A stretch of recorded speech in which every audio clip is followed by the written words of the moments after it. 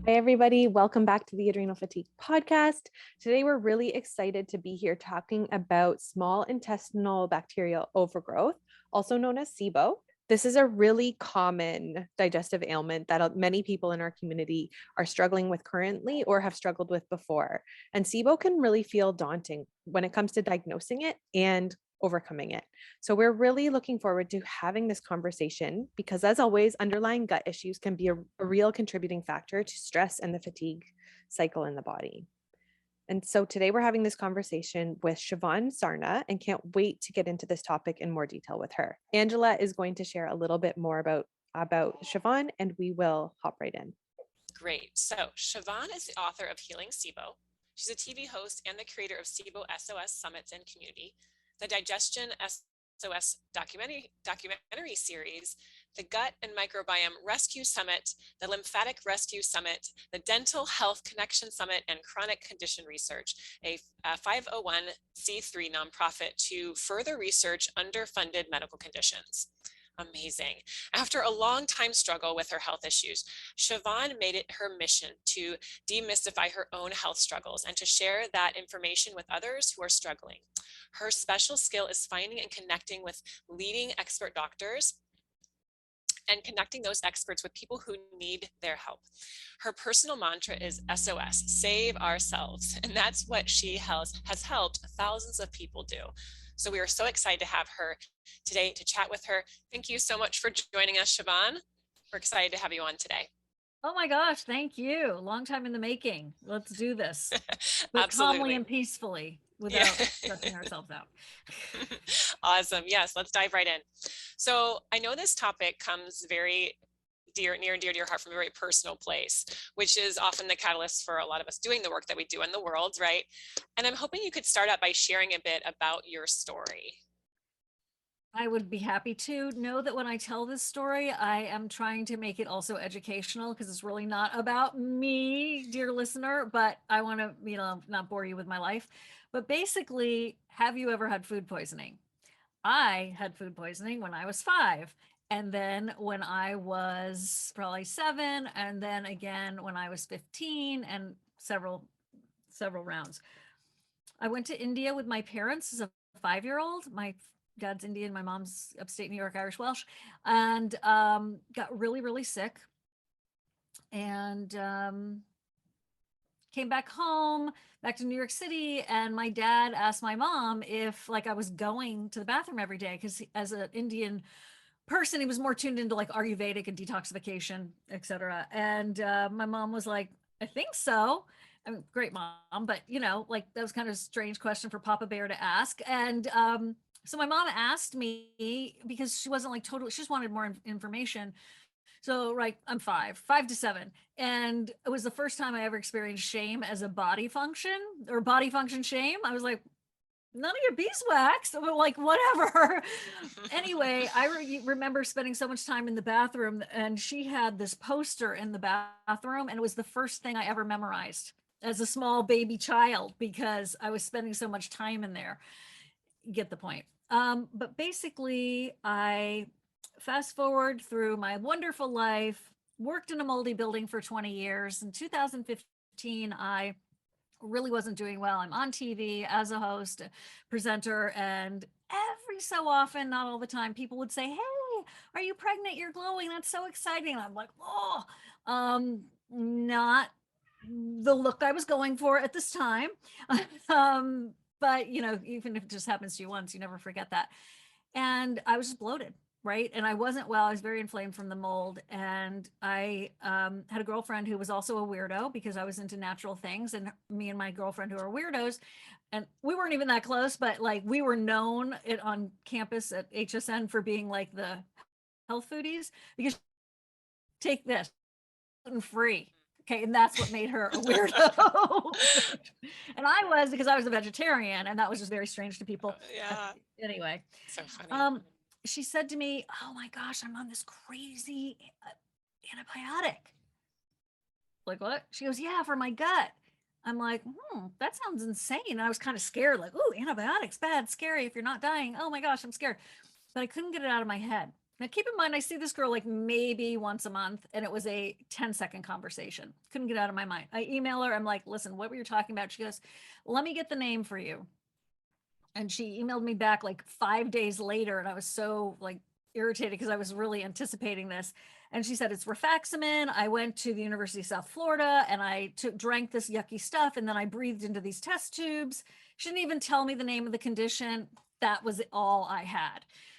Fast forward, I called my gastroenterologist, who in my book, Healing Sibo, is referred to Dr. Run 3 Miles, because when I told him about my IBS condition, he told me to run 3 miles and gave me an antidepressant.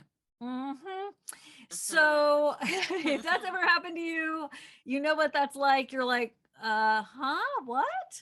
He handed me this old Xerox copy of a low FODMAP diet and sort of like wished me well. So I called the office. I'm like, there's this test, blah, blah, blah. And they were like, oh, it's called Sibo. Like, okay, whatever. Small intestine bacterial overgrowth. And you drink this. And they told me about the test. And I'm like, well, I don't have something that has the words bacterial overgrowth in it. Yucky poo-poo. So I hated the name.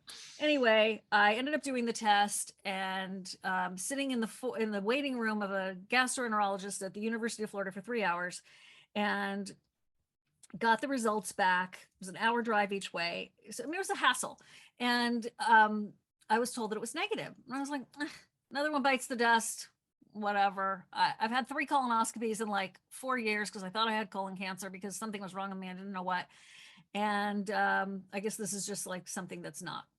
So I go to another gastroenterologist. And this is where girlfriends and podcasts and this kind of thing are so important, because my friend told me about this new gastroenterologist. And she's like, he's so great. He's like a digestion detective. He spent 2 hours with me, my first appointment. You got to go talk to him, Siobhan. And she had GERD. I was like, oh, he's not going to be able to help me. You have GERD, blah. No, that's not what I have. And anyway, she goes, I'm going to call the office and try to get you an appointment. Like, doesn't that sound like the 1950s? I'll have Jeeves call the office and they'll get you in. Anyway, it worked because he's usually booked. Dr. Michael Schulman saw me. He did spend 2 hours with me. He's like, Sibo, let me see the test results. I was like, it's negative. Okay. That's what I was told. It's negative. I didn't want to call that office of Dr. Run 3 Miles and let them know that I had switched practices because I was being a wuss. Like, hello, I'm the client. I'm paying. I'm your customer. Okay. Anyway, after about, I don't know, 6 months, I finally got the nerve. And the lady who answered the phone, she was like, of course, whatever. Like, she didn't care. I mean, it was like a nothing. And he looked at the results. This is the key. You have to get those test results and look at them. Don't just go by a positive or negative. And he looked at it and he goes, this is a positive breath test. And on the bottom, you could see that someone hand wrote positive, crossed it out, and wrote the word negative. They had misinterpreted the test. I lost 18 months of me thinking this was a non-thing.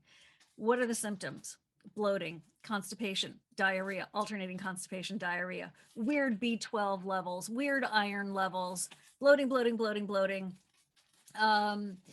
rosacea, restless leg syndrome, underlying causes, food poisoning, endometriosis, adhesions, scleroderma, and on and on and on. There are a lot of reasons that one could have small intestine bacterial overgrowth.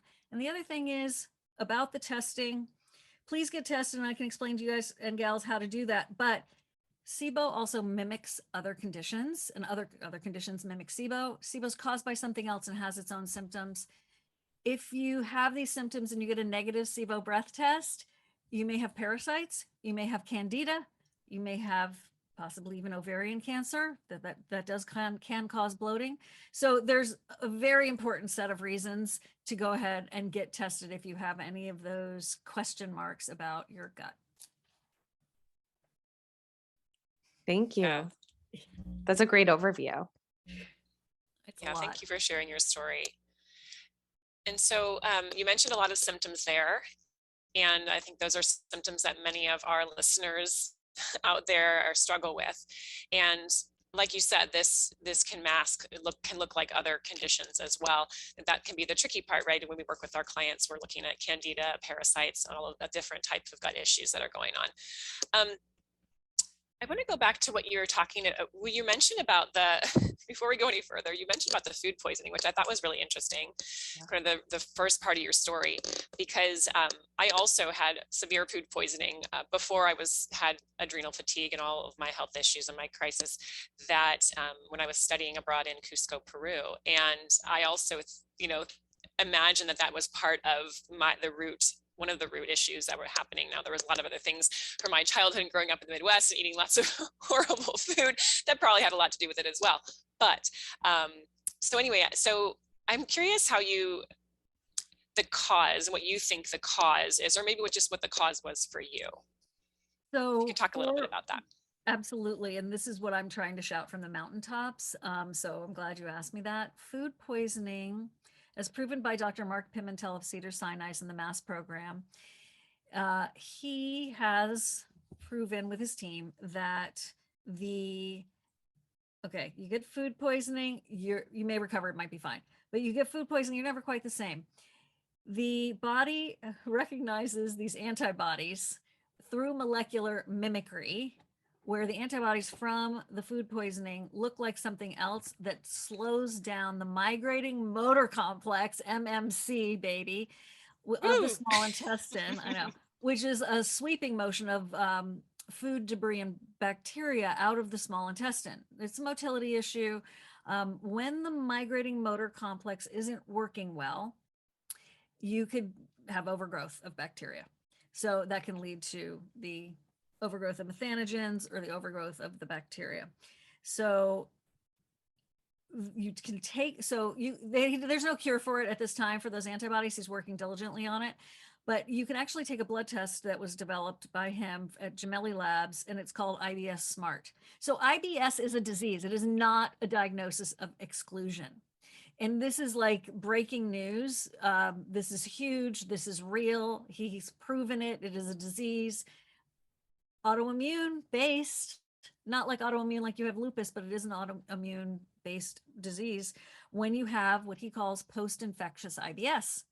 Post-infectious IBS is SIBO. SIBO is post-infectious IBS, but SIBO also can be caused by adhesions and the other things I said, by impacting the migrating motor complex. So there are other things that can impact it, but when you have this motility confusion in the small intestine, you get the overgrowth, and those microbes and the methanogens, which are archaea, which are again similar to bacteria, when they release their gases, which is either hydrogen sulfide or methane gas, that's what produces the gas that gives you the bloating. It doesn't mean you're farting and burping all the time. It's this distension, and it also impacts the motility. So you've got a lot working against, like the more dysbiosis you have and the more stagnation you have, the more that's affecting your motility. If you have these antibodies, then that's affecting your motility. And you can find out if your underlying cause is food poisoning by getting the IBS Smart test, and it will tell you if you have the presence of these two antibodies. Then what can you do about it? Like, that's the big thing, right? Oh, okay, fine. I figured that out. That's interesting. You can then make sure that you're doing a prokinetic, which stimulates the migrating motor complex and harmonizes the symphony of the digestive system. And that can be for diarrhea, interestingly enough, because you think, oh, that's going to make me go more, or constipation, or mixed. So you get that migrating motor complex working so you don't get, so to speak, worse. And then you can do some protocols to reduce the overload. Okay. Wow. May I ask what's a prokinetic? A prokinetic could be something like, and they're very specific. It's not like, it is ginger. If you have GERD or lower esophageal reflux, ginger can burn often. So that's not a fix for everybody. A prokinetic is also a prescription called Motegrity. Is that right? Is it called Motegrity? I think it's called Motegrity. It's floating around here. Resilor in Canada, you can get it there. In the States, Resilor wasn't available. Now it is, and I think it is called Motegrity. And then also, and it's called Percalopride is the drug name. There's some prescriptions that are prokinetics, And then there's also naturals like ginger. And then there's some natural formulations from some of our favorite supplement makers, right? They've done a combination. Motil Pro is one of them, high in ginger content, but that can be great for a lot of people. And that just helps get that motility going again.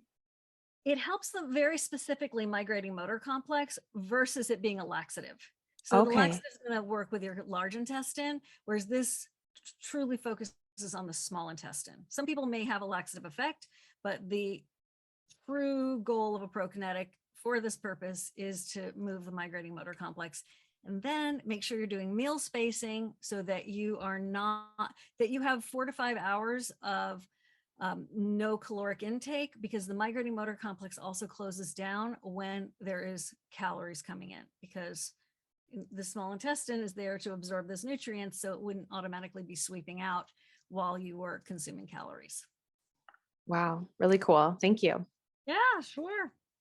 Yes, you are a wealth of knowledge. You have been through this and learned a lot. Thank you for sharing all of that. And we want to move more into this, talk even more about symptoms, talk about testing and how we can correct this, and what those out there that feel like they might have this, what's their next steps for sure.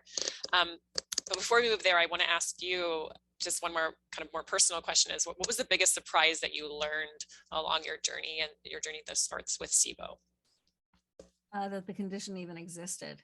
Like I've been into health, natural alternative healing since before I could drive.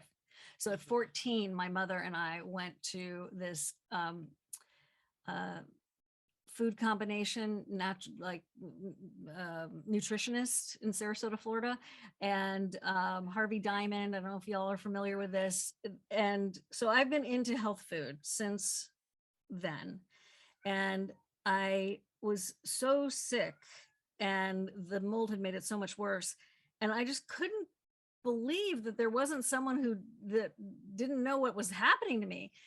And what was so cool after, of course, Dr. Google and all of that, is that it wasn't that people didn't know, it was just that very few people knew of the condition, but those people did have answers. And so that's what's really propelled me to help spread this message, is that, yeah, you may think you're crazy and that you have this going on and you're bloated all the time and you're like, your pants are like, need to be a different size in the afternoon and in the morning. There are answers, which is so cool. So that was the big surprise, that Sibo as a condition even existed. Yeah. Like, who had ever heard of it? Right. Thank you for sharing. I think that's important. It reminds me a lot about what we do, and Danielle and I do with this collective, is that, even though adrenal fatigue is not a medically defined term, we are very passionate about letting people know, whatever you want to call it, that this is something that when stress impacts the body, we're talking physical, mental, emotional stress impacts the physical body, and really starts to create havoc, if you will, on the body, that, we can't just say, okay, here's birth control to balance your hormones, or here's, antidepressant. And there's, like you said, there's so many other answers out there. And that's what we want to be a platform for, is just to give people hope that it's more than just, this is what you have to live with for the rest of your life. There's nothing you can do about it, or here's a pill. There's more that you can do. So thank you. That's great. Yeah. Siobhan, you mentioned some symptoms earlier, like the bloating. It seems like it's a big one. Just curious if there's anything that, when it comes to symptoms, that's more of a telltale for Sibo. Like, is it just testing that's going to give you that clarity, or is there anything that really might allude? Testing. It really is testing, because it does mimic so many other things. And bloating, constipation, diarrhea, alternating constipation or diarrhea. You think you have IBS. You have food triggers and garlic and apples, for example. That all is, telltale signs, like, okay, get a Sibo breath test.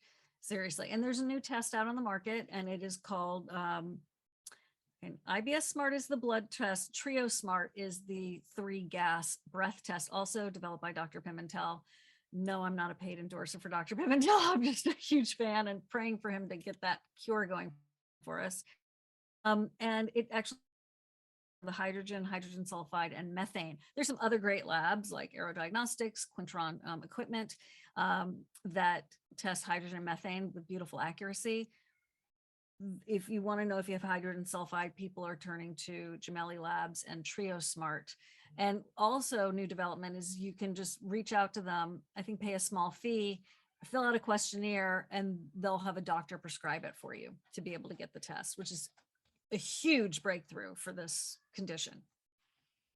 Cool. So is it always a breath test? Is it ever a stool test? Never. Okay. Never a stool test. That is all large intestine. Dr. Pimentel has been mapping with Dr. Ali Rezai, the small intestine microbiome. And it's quite different than the large intestine. I mean, that like intuitively maybe makes sense anyway, or does it? Because they're so connected and there's just, certain, just some, valves in between, but it's vastly different. And the main perpetrators of this overgrowth are E. coli and Klebsiella. So he has just proven that and gotten published about that. And what's interesting is that when those two overgrowths, which cause chaos in the microbiome, when those two are lowered to normal, bouquet of levels, because there's a bouquet of different parts of the microbiome, and E. coli and Klebsiella could be part of that. When those are reduced, but still can be part of it, the rest of the microbiome comes more into balance. So when you're doing rifaximin, which is one of the antibiotics as a treatment, that drug stays in the small intestine it's so fascinating. But, a lot of people are like, I was initially like, I don't want to take an antibiotic. And there are herbal choices too, thank God. But it actually doesn't do what we're afraid it's going to do. They're gatekeeper probiotics or bacteria. So they actually, when they're reduced, they help other bad actors, but when they're reduced, the city is more harmonious and it can come back into balance, which is also really helpful. That's really interesting. So is this antibiotic commonly prescribed now? Yes, it's called Xifaxan or rifaximin. I think rifaximin is, I get it confused. Xifaxan, I think, is the name brand. Rifaximin, I think, is the drug name. Anyway, bottom line is, it is what you are given if you have traveler's diarrhea for E. coli. And the way you do it is with neomycin or metronidazole if you have the methanogen overgrowth, which usually is more constipation. And if you have just the hydrogen overgrowth, it's usually just the rifaximin. But interestingly enough, the methanogen overgrowth feeds off of hydrogen. So there's this huge relationship going on in this loop, but that drug is very safe. And the other thing, speaking of surprises, is when I first took it, I thought, oh, I have the answer. It's awesome. I'm going to take this 3 times a day for 2 weeks and I'm going to be well. When you get that Sibo breath test, you will be told how many parts per million you have of the gases or gas. And the treatment rounds take you down a certain amount of gas levels. So multiple rounds are often called for, which is to me very different than you have a UTI, you take your Bactrim and you're done, right? It's a different route. How many rounds would we be talking, like on average? It really depends on how high your gas levels are. And also your symptoms don't always match how high your gas is. So you can have really high gas and have really bad symptoms. You can have really low gas and have really bad symptoms. It just depends on you. There are exceptions, but the low gas also has high symptoms. He, I think, has said 5 or 6 times without having antibiotic resistance. So pretty cool. Very different than what we're all used to. Yeah, really, really fun to know. Yeah. Thank you. Yes, for sure. Okay, so besides the antibiotic, I'm curious what it takes to correct this. You're really trying to reduce that bacterial load. Some people call it the killing phase or whatever, but that is what you're trying to do. And there are 2 other ways to do it, which is with herbs. This has been studied at Johns Hopkins. It has a similar efficacy of the antibiotics, maybe even slightly better. You do it for 4 weeks instead of 2 weeks. And a lot of people DIY this because they're, you can buy it. They're not inexpensive, but it's much less expensive if your insurance doesn't cover rifaximin, or if, you know, in your community, or you haven't figured out how to buy rifaximin inexpensively, because it can be very expensive for some people. But there are coupons and there are patient assistance programs. If you're on Medicare, I don't think that works. But the herbs are, you know, berberine, candibactin AR and BR, which are combinations, oregano oil, allicin, which is the active ingredient in garlic for Alimed and Alimax, which I know is big in these groups. So those are some other, that's the herbal route. I'm doing a generalization, but there's also the elemental diet. And the elemental diet is a diet made up of amino acids, liquid diet that you do for 14, 17 days, varies. And that's all you're doing. You're drinking this solution. Now, it used to taste, this is also Dr. Pimentel. He was giving people Vivanex, which was made by Nestle, and it was what was used for feeding tubes. And it tasted like vomit. Yucky, yucky, yucky. Fast forward these years since 2015, when I've been doing this work, they have new formulations now, not Nestle, but like Dr. Michael Ruscio, Integrative Therapeutics. There are a lot more formulas now that actually taste doable. Okay. This is not like a McDonald's milkshake, but they can tend to taste like a very sweet drink. And there are ways to do it. And that is actually the most effective way to reduce the bacterial load. It starves the bacterial and methanogen overgrowth versus killing it. I know that you're killing it both ways, but it's a little bit different. And that's the most effective. Many, many times people say, oh, if I had only done this to begin with, because it has such drastic good results for so many people. Okay, so even better than the antibiotics. Yes. Okay. Yeah. And you're eating nothing else than drinking this for nothing else for 14, 17 days. Okay. Yeah. Yeah. And the other thing about these treatment rounds is to get retested within 2 weeks.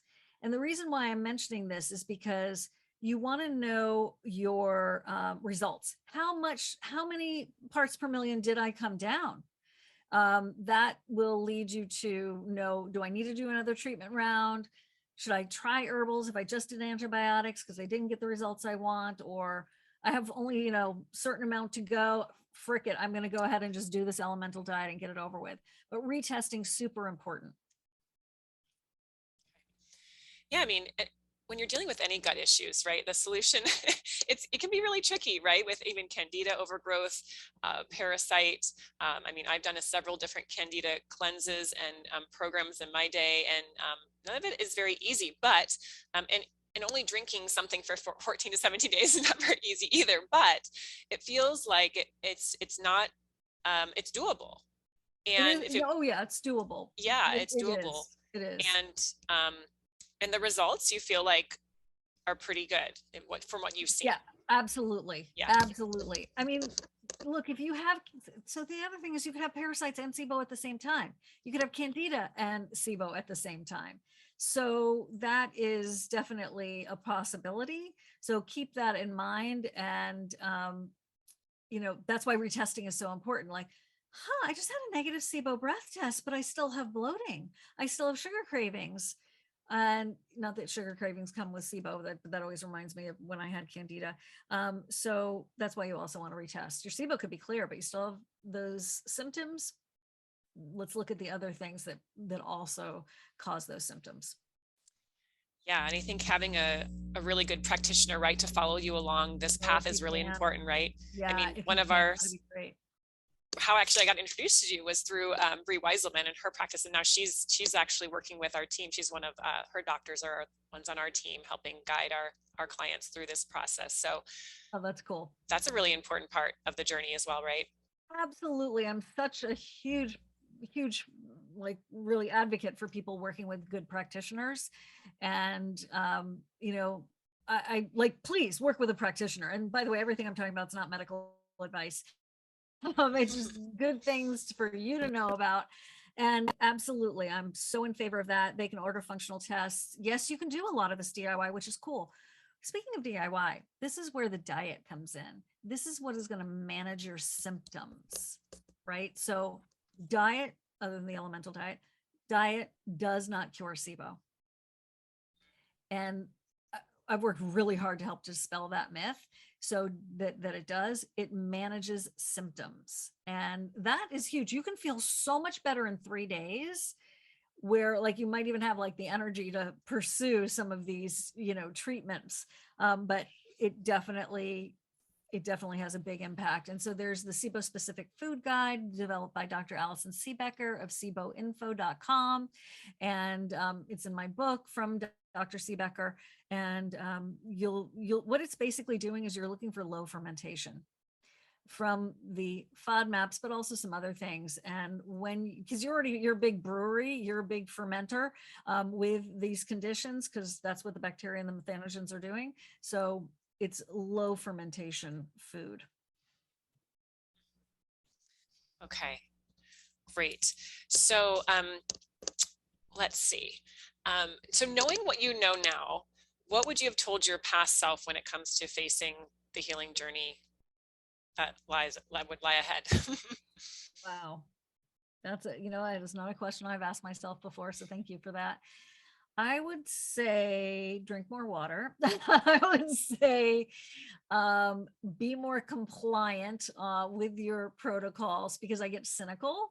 I think, oh, nothing's worked before, so nothing's going to work again or now.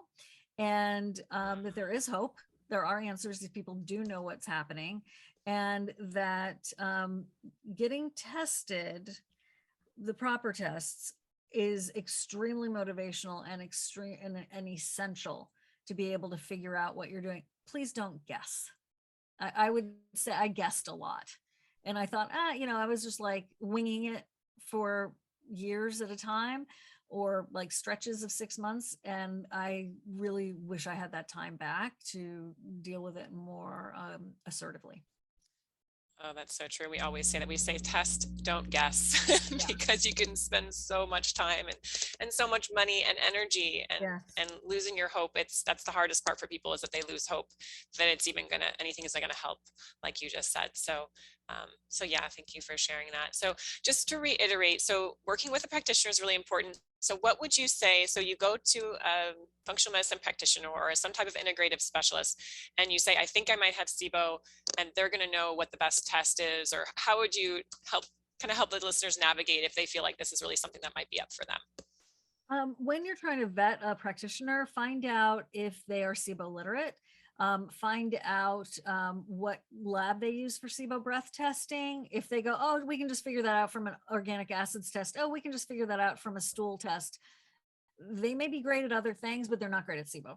So, because that's not right. You can only do it with an aspirate through an endoscopy or a breath test to find out if you have the overgrowth. So I would find out what lab they use for the breath tests. I would find out, are they open to, and can they prescribe antibiotics, or are you going to be having to work with your PCP, primary care, to get that prescription, which can totally work, depending. And like, are they familiar with post-infectious IBS? Are they familiar with the underlying cause of food poisoning, adhesions, endometriosis, and even, anesthesia and opioid use? So I asked Dr. Pimentel, if I had surgery, major surgery, where I was anesthetized, right, and like truly out of it, and then I came out of the surgery and I had opioids, which slows down the migrating motor complex, could that lead to small intestine bacterial overgrowth? And he said yes. So that's something, like, I was like, damn, I get that. I can see how people get out of the hospital after that surgery. Man, my gut's just weird, right? Like this knee replacement, cool. But yeah, there's some other things still going on. So there, I read the book, Healing SIBO, get the information from the websites, and walk in as educated as possible.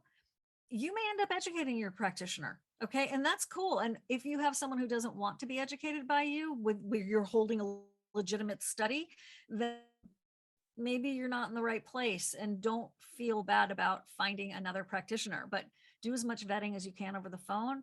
And also, can I just say something? Don't expect your practitioner to email you during in between appointments. I cannot believe how many people are irritated with their practitioners because I sent them an email, they never got back to me. Really? I've never had the expectation of me going to a doctor's appointment and me being able to ask them 6 or 7 questions, or even a couple. I mean, if it's one question, like, hey, am I allowed to drink chocolate milk with this prescription? That's one thing, but it's really interesting about the expectations. Like, if that's going to bother you that you can't talk to your doctor in between appointments, find that out in advance and confirm that, so you're not like PO'd about the fact that it's not going the way you wanted it to go. And now a quick word from our episode sponsor, the Fatigue to Fabulous program. If you've been struggling with getting your energy back, we want you to know that affordable support is available in our Fatigue to Fabulous membership program. We invite you to finally balance your hormones, pinpoint the underlying root issues behind your symptoms, rewire your nervous system, and dial in your nutrition, supplements, and so much more via our online hub. You will also get access to live coaching from integrative experts and the support of our amazing recovery community. If you're ready to take the next step, come join us in the Fatigue to Fabulous monthly membership, where you'll get instant access to a complete recovery system. If you are ready, you can find the link in the show notes or visit www.theadrenalrecoverycollective.com and click the pink button to get your full recovery system so you can start getting the results you want today. There's a lot of underlying conditions contributing to the fatigue, and gut stuff like this pops up all the time. So I love what you said. I think it's so important for our listeners to know that there's more testing out there and doctors that are willing to go that extra mile for you to, I always say, like, turn over more rocks to see, like, what are we actually dealing with here and what's contributing to this feeling of just blah that so many of us feel so stuck with for years and years and years, which you mentioned as well. So great to have this conversation. And I'm curious if there's anything else you'd like to share with our listeners as we start to wrap things up. Thank you for having me. I would say don't get food poisoning. And